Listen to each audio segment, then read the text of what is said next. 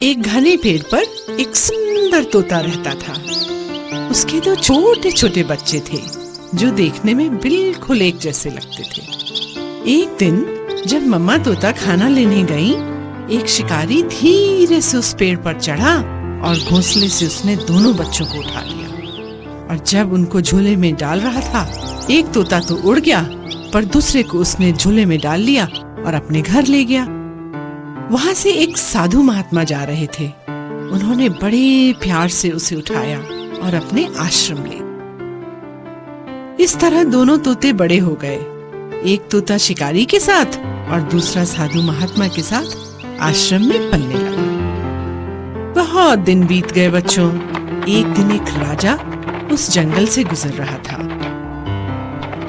उसे एक आवाज सुनाई दी, मालिक मालिक, आप तीर कमान उठाकर इस आदमी को तुरंत मार डालो। राजा ने अपनी गर्दन घुमाई और देखा, अरे यह तो तोता था। ये कैसी अजीब चिड़िया है, राजा ने सोचा और आगे बढ़ गया। साधु महात्मा की कुटिया में पहुंचकर वह पानी पीने अंदर गया। राजा ने अब दूसरे तोते के पिंजरे की ओर देखा। ये भी ऐसा ही तोता होगा जिससे मैं अभी मिलकर आ रहा हूँ।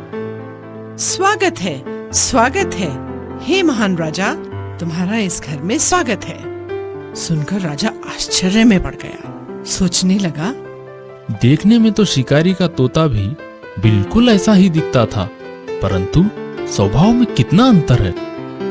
राजा पिंजरे के पास गया और बोला, मैंने जंगल में एक तुम जैसा तोता देखा था, जो देखने में तो तुम्हारे ही जैसा था, पर स्वभाव में बड़ा कठोर था।